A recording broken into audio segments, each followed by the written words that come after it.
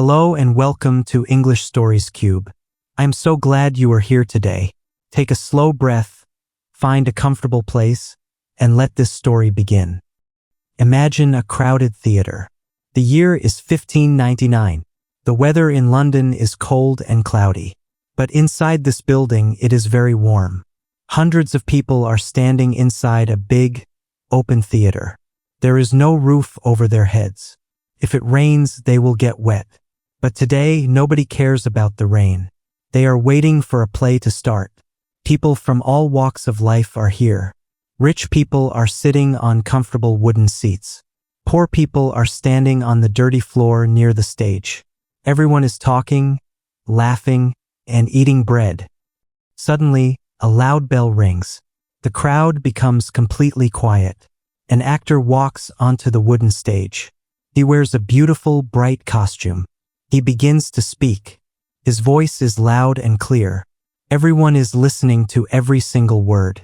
The words are beautiful. The story is full of love, anger, and deep secrets. Some people in the audience begin to cry. Others begin to laugh loudly. The man who wrote these amazing words is standing in the dark shadows. He is watching the audience carefully. He wants to see their reactions. His name is William Shakespeare. Today, he is known as the greatest writer in the English language. But his story did not start with fame. It started in a small, quiet town far away from London. But first, you must understand something about this time. Life in the 1500s was very different from our life today. It was a dangerous and difficult time to live. In the 1500s, medicine was not advanced. Doctors did not know about germs. Dangerous diseases spread very quickly through towns and cities. One dangerous disease was called the plague. The plague killed millions of people across Europe. Many children died before they reached their 5th birthday. If you survived childhood, you were considered very lucky. Also, there was no modern technology. There were no computers. There were no televisions or smartphones. There were no cars or trains. If you wanted to travel, you had to walk or ride a horse. Because of this, people did not travel far from their homes. So, what did people do for fun? How did they spend their free time? They loved entertainment. Entertainment means things that people do for fun or to enjoy their free time. Some people watched animal fights. Some people listened to music in the streets. But going to the theater was the most popular entertainment of all. It was like going to the cinema today. A play was a way to escape reality. Reality means the real world and real everyday life. People wanted to forget their hard lives for a few hours. The year was 1564. In a small, beautiful town called Stratford-upon-Avon, a baby boy was born. This town was next to a lovely river. It was surrounded by green fields and large forests. The baby was baptized on April 26, 1564. Baptized means a ceremony where a baby officially receives a name in a church. We do not know the exact day he was born, but historians believe he was born on April 23rd. His father was John Shakespeare. John was a very important man in the town. He made leather gloves. He also bought and sold wool. Later, John became a leader in the town government. William's mother was Mary Arden. She came from a family of rich farmers.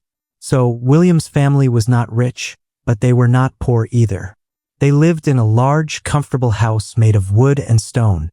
Young William was the 3rd child in the family, but he was the oldest son. His parents had lost 2 baby girls before William was born.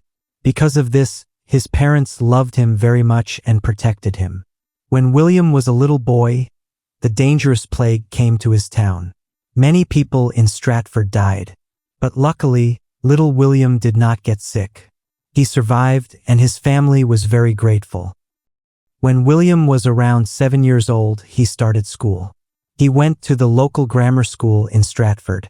The school was small and the rules were very strict. Students had to wake up very early in the morning. They had to be at school by 6 o'clock in the summer. The school day was long and tiring. William did not learn science or modern history. Instead, he learned Latin. Latin was the language of ancient Rome. He had to read, write, and speak in Latin every day. If a student spoke in English, the teacher punished them. William read stories about ancient wars, brave soldiers, and old kings. He also read beautiful poems. At first, school was hard for him, but slowly he began to love stories. He had a very strong memory. He remembered the characters and the words from his school books. However, when William was around 14 years old, everything changed. His father, John, started to lose his money. His glove business was failing. He owed money to many people. John lost his position in the town government. He was ashamed and he stayed inside his house.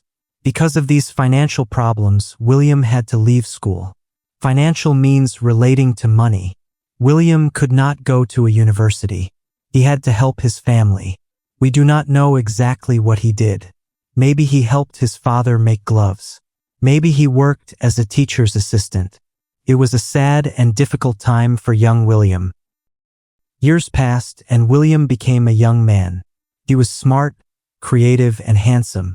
When he was 18 years old, something surprising happened. He fell in love with a woman named Anne Hathaway. Anne Hathaway lived in a small village near Stratford. Her family owned a beautiful farm and was 26 years old. She was 8 years older than William. In the 1500s, it was unusual for a young man to marry an older woman. But William and Anne were deeply in love. In November 1582, they got married. 6 months later, their first child was born. It was a baby girl and they named her Susanna. William was a very young father, but he worked hard to support his new family. 2 years later, in 1585, Anne gave birth again. This time they had twins, a boy and a girl. They named the boy Hamnet and the girl Judith. Now, William had a wife and 3 young children. He lived in his parents' house, and it was very crowded. He needed to earn more money. He wanted to do something big with his life. After the birth of the twins, something strange happened. William Shakespeare completely disappeared from all official records. Between the years 1585 and 1592, there are no documents about him. No one knows where he lived. No one knows what job he had. Historians call this time the lost years. It is a big mystery. Mystery means something that is secret and cannot be explained easily. People have many different theories about these lost years. Some people say he got into trouble with a rich landowner in Stratford. They say he stole a deer from the landowner's forest. To escape punishment, he had to run away from the town. Other people believe he traveled around England with a group of actors. In those days, actors traveled from town to perform plays. Maybe William joined them, helped them with their bags, and learned about acting. Another theory says he went to London to work as a schoolteacher or a lawyer's clerk. We may never know the truth about the lost years. But one thing is certain. During this time, William developed a deep love for the theater. And he made a big decision. He decided to leave his quiet life in Stratford and move to the huge city of London. When William arrived in London in the early 1590s, he was shocked. London was completely different from his small, quiet hometown. It was the biggest city in England. More than 200,000 people lived there. The city was loud, dirty, and dangerous. The streets were narrow and full of mud. People threw their trash directly into the streets. The River Thames ran through the center of the city. The river was full of boats, ships, and pollution. But London was also full of life and energy. It was a center for trade and business. People from different countries came to London to sell goods. There were markets, shops, and grand palaces for the rich. Most importantly, London was the home of the theater. The first public theaters in England were built during this time. William knew this was the place where his dreams could come true. He left his wife and children behind in Stratford. This was common for men who went to work in the big city. He sent money back home regularly. William started at the very bottom of the theater world. Some stories say his first job was holding the horses of rich people outside the theater. But William was patient. He watched, he listened, and he learned. Soon, William got a job inside the theater. He became an actor. He played small parts in different plays. Acting was a hard job. Actors had to memorize many lines very quickly. They did not have microphones, so they had to speak very loudly. But William did not just want to act. He wanted to create. He started to change old plays to make them better. Then, he started writing his own original plays. By 1592, William was becoming famous. Other writers in London noticed him. Some writers were jealous of him. One famous writer named Robert Greene wrote an article about Shakespeare. He called William an upstart crow.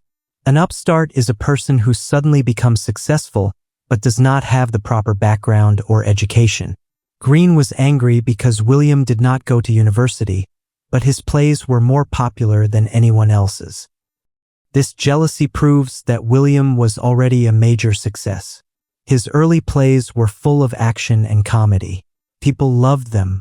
He joined a theater company called the Lord Chamberlain's Men. A company is a group of actors and writers who work together. William became part owner of this company. This meant he received a share of the money from every ticket sold. Finally, he was becoming a rich man. Why were William's plays so popular? What made him different from other writers? The answer is his understanding of human nature. Human nature means the common qualities, feelings, and ways of thinking that all humans share. William understood what made people happy, sad, angry, or scared. He wrote about kings, but he showed that kings have the same feelings as normal people. They feel lonely, they get scared, and they make mistakes. He also wrote incredible words. He did not just use standard English. He invented new words and phrases. In the 1500s, the English language was changing fast. William helped shape the language. He invented more than 1,700 words. For example, he invented words like bedroom, lonely, alligator, and gossip. He also created famous phrases that we still use today. Have you ever heard the phrase, break the ice? It means to make people comfortable when they first meet. Shakespeare wrote that phrase first. Have you heard the phrase, heart of gold? It means a person is very kind. Shakespeare wrote that too. When you speak English today, you are probably using Shakespeare's words without knowing it. In 1596, while William was enjoying his great success in London, terrible news arrived from Stratford. His only son, Hamnet, was very sick. Before William could travel back home, young Hamnet died. He was only 11 years old. This was the biggest tragedy of William's life. Tragedy means a very sad event that causes great suffering. William was heartbroken. He had lost his only son, the boy who would carry his family name into the future. After his son's death, the tone of William's plays began to change. He stopped writing light comedies. He started writing dark, deep, and serious stories. These plays are called tragedies. He wrote a play called Hamlet. The name Hamlet is very similar to his son's name, Hamnet. The play is about a young prince who is full of sadness and grief after his father dies. Many historians believe that William used his own pain and sorrow to write this masterpiece. A masterpiece is a work of outstanding artistry or skill. Hamlet became one of his most famous plays of all time. In 1599, William's theater company faced a big problem. They lost the land where their old theater was built. But they did not give up. They did something incredible. One cold winter night, the actors went to the old theater. They took the building apart piece by piece. They carried the heavy wooden beams across the frozen River Thames. They used those same pieces of wood to build a brand new theater in a different part of London. They named this new theater the Globe. The Globe was a beautiful, round building made of wood. Could hold up to 3,000 people. It became the most famous theater in London's history. William owned a big part of the Globe. Most of his greatest plays were performed there for the first time. The theater had a special flag on top. When a play was going to happen, they raised the flag so people across the city could see it. A red flag meant a history play. A white flag meant a comedy play. A black flag meant a tragedy play. People would see the flag and rush to the globe. William Shakespeare wrote many different types of plays. He wrote history plays about real English kings like Henry V and Richard III. He wrote romantic comedies with happy endings, like A Midsummer Night's Dream and Twelfth Night. And he wrote intense tragedies, like Macbeth, Othello, and King Lear. His plays were so good that even the royal family wanted to see them. Queen Elizabeth I was the ruler of England during most of William's life. She loved the theater. She often invited William's company to perform at her royal palace. In 1603, Queen Elizabeth died. A new king came to power. His name was King James I. King James loved William's work even more than the Queen did. He became the official patron of William's theater company. Patron means a person who gives money and support to artists or writers. The company changed its name to the King's Men. This was a huge honor. William was now at the very top of his profession. William did not just write plays. He also wrote beautiful poems called sonnets. A sonnet is a special poem with exactly 14 lines. William wrote 154 sonnets. These poems were about love, beauty, time, and death. They were very private and emotional. By 1610, William had been working in London for 20 years. He was tired. He had worked incredibly hard, writing 2 plays every year. He had also become a very wealthy man. He owned several properties in London and a massive house in Stratford called New Place. New Place was the second biggest house in his hometown. So William decided to retire. Retire means to stop working, usually because you have reached a certain age or have enough money. He left the loud and dirty city of London. He returned to Stratford-upon-Avon to live quietly with his wife, Anne, and his daughters. He spent his days gardening, resting, and meeting old friends. In 1613, a terrible accident happened at the Globe Theatre in London. During a performance of one of William's plays, a real cannon was fired on stage for a special effect. A spark from the cannon caught the straw roof of the theater. The theater caught fire. Fortunately, no one died, but the beautiful Globe Theatre burned down to the ground. William was very sad to hear this news. It felt like the end of an era. 3 years later, in April 1616, William Shakespeare became very sick. Some stories say he went out drinking with his writer friends and caught a fever. On April 23, 1616, William died. He was exactly 52 years old. Coincidentally, he died on the same day as his birthday. He was buried inside the Holy Trinity Church in Stratford, the same church where he was baptized as a baby. Before he died, he wrote a warning on his gravestone. He did not want anyone to move his bones. The text on his grave says that anyone who moves his stones will be cursed. Because of this warning, his grave has never been opened. After William died, his friends did something wonderful. They did not want the world to forget his words. 2 of his actor friends gathered all his plays and published them in a large book.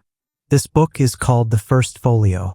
It was published in 1623. Without this book, many of his famous plays, like Macbeth and The Tempest, would have been lost forever.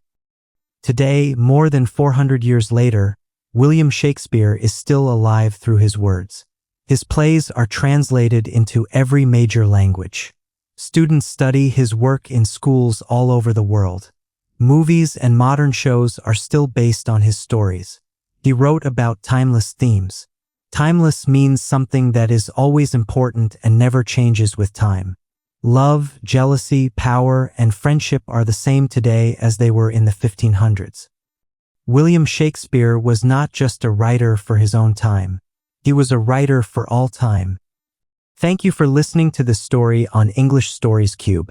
I hope you enjoyed learning about the life of William Shakespeare. Keep practicing your English, and see you in the next story.